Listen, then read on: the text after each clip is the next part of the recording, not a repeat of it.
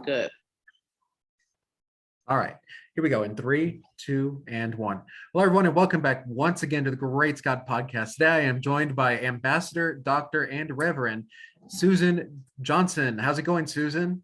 Fine, thank you. And I use 3 names, Susan Johnson Cook. So I got all of the above. Susan Johnson Cook. Yes. And you are also a author to go along with that as well.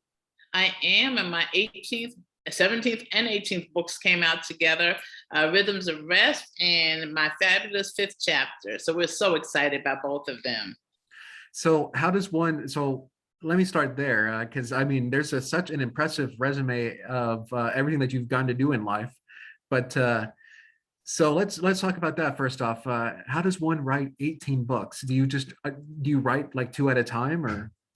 Not usually 1 at a time, but this was one of those times where they kind of came at the same time. So Rhythms of Rest is 40 devotions for women on the move, and it's 40 contributing authors. So I'm the actual big author, and then 40 different women contributed to it. So and who so are some of the women that contributed to it?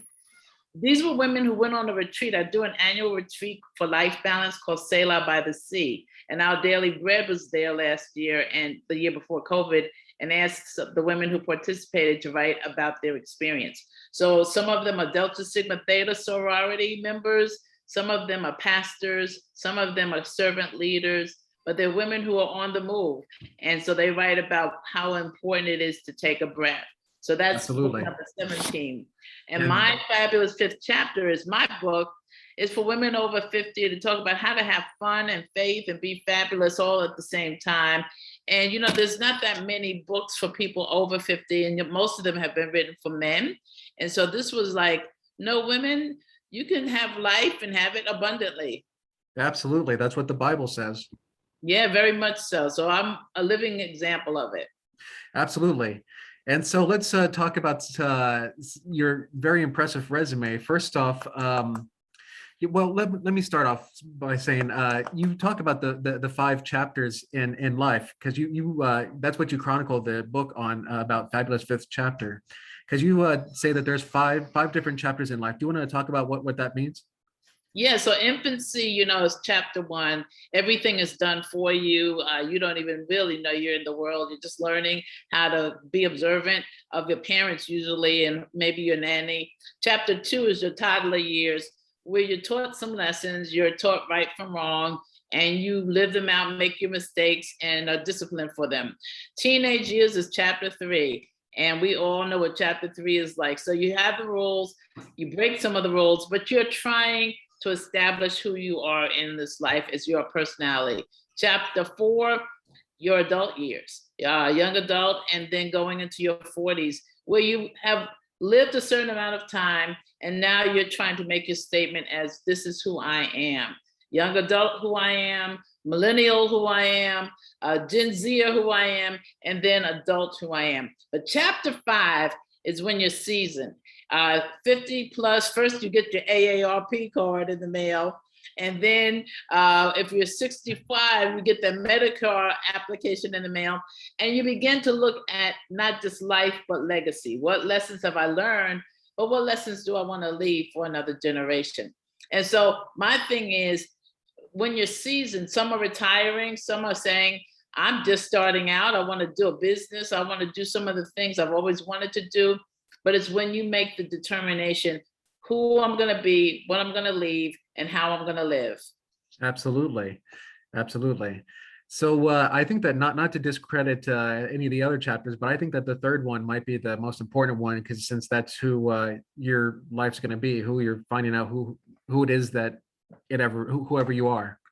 Exactly. You're getting appointments, you're running for office, maybe, you're leading small organizations or large ones, but you're saying, this is who I've dreamt of being, and now I'm going to give it a shot. Yeah. You know, chapter 5 is, I've had dreams. I still may have some more dreams, but I've lived out my dreams. I want to help your dreams come true, and I want to have some fun. It's not all about doing it for someone else. Absolutely. Now, you've also gotten to travel to about 200 countries as well. Well, I had Well, I was the ambassador at large for international religious freedom in the Obama administration. So I had 199 countries in my portfolio. I've traveled to about 60 of those countries, some as a diplomat and some as a tour leader with church groups that I pastored or with other pastors in collaborative efforts. So about 60 of those countries on 6 different continents. And so I've been very, very blessed to really have a global experience. So did you, so let's talk about that. What is it like to work for a president, President Obama? I've had the privilege of working for 2, President Clinton and President Obama. President Clinton for domestic policy. President Obama appointed me for this diplomatic position. Both were incredible experiences. First, to work for the first African-American president as an African-American woman brought me so much pride and joy.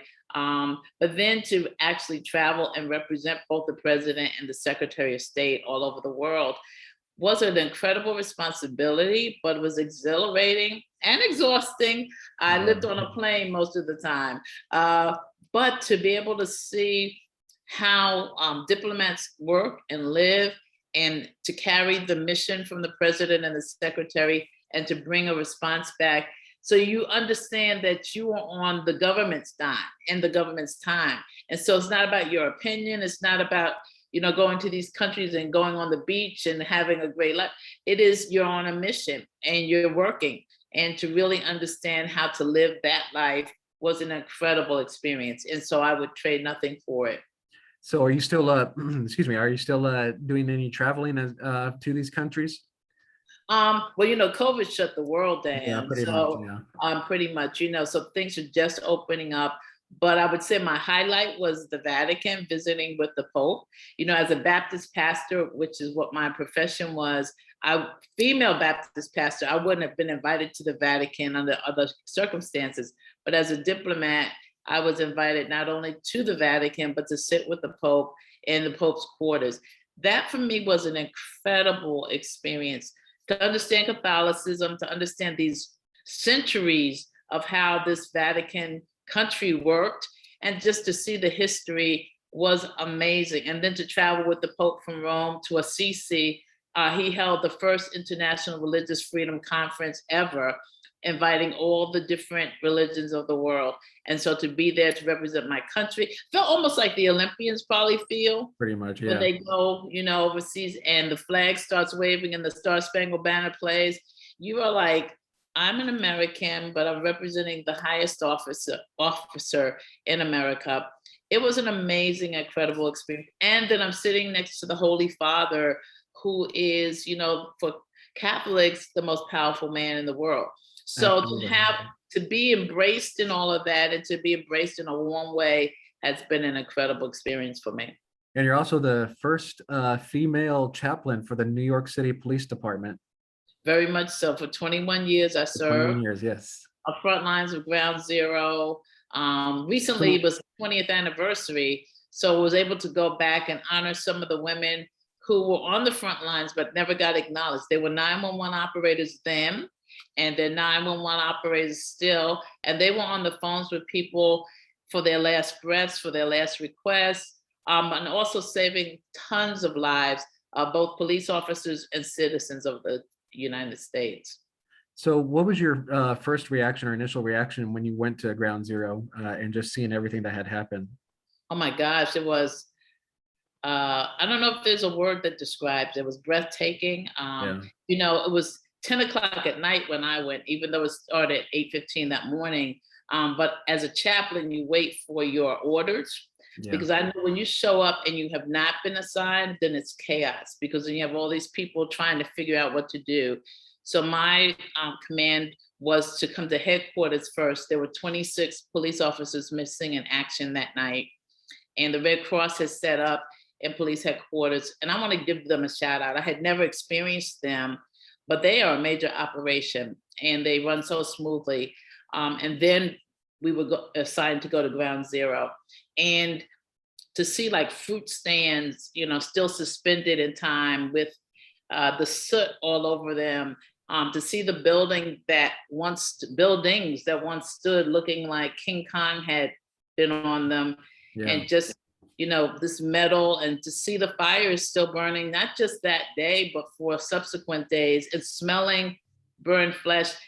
I don't know if there's a word to describe it, maybe nauseating, Yeah. um, maybe just, breathtaking, but to be on the front lines for 60 days straight, trying to rescue and then recover, is kind of a hard experience. It's very much trauma, and most of us had not been trained in trauma. So to still have 20 years later post-traumatic stress, and to see others who really need to still deal with that. Many never came back to work because they couldn't. But to be able to go on as a faith leader and to try to provide inspiration to not just that region of the world, but America, was amazing. Now, also something else, you have a well-known mentor that you had. Her name is Coretta Scott King. Yes, she called me her other daughter. Her other, yeah. And I was best friends with her oldest daughter, Yolanda, who also passed right after her mother.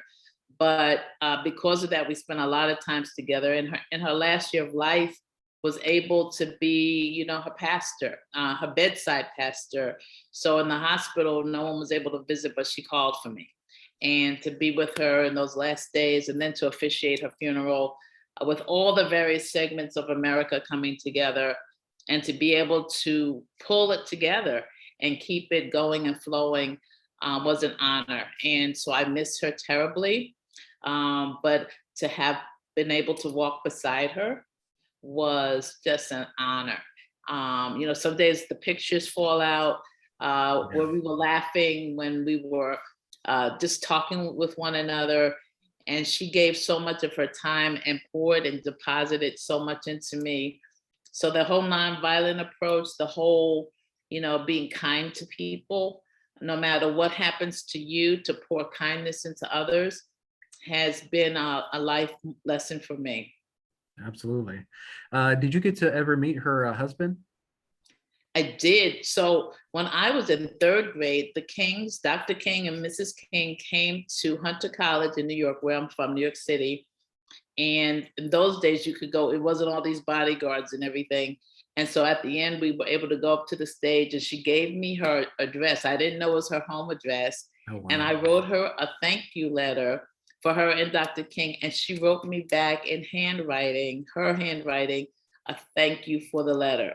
Wow. And I still have it somewhere in my archives.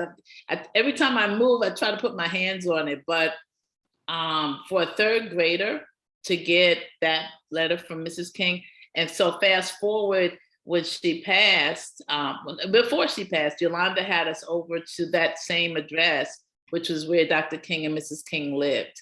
So to stay in the home when she was alive, and then to stay in the home after she passed, I was like, wow, from third grade, we were destined to be together. So it was 234 Wow. Sunset Avenue, Northwest, Atlanta, Georgia. And so I got to live in the home where Dr. King slept, and where she slept, and where they lived with their family. Wow. And Dr. King came from a long line of Baptist preachers himself.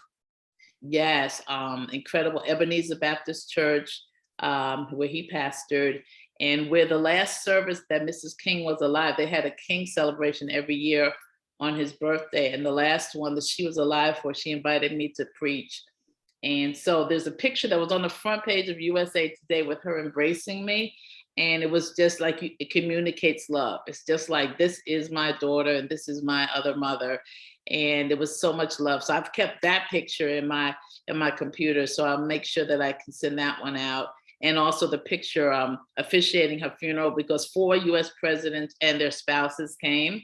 And so I had them join hands at one point for prayer. And so the front page of the New York Daily News is me leading the prayer and the 4 presidents holding hands. So there are some precious, precious memories. And I will certainly cherish those forever. Sometimes it's surreal. You're like, not only did I stand beside them, but I knew them, and loved them and received their love. So honorable, and I can't take anything for my journey. Absolutely.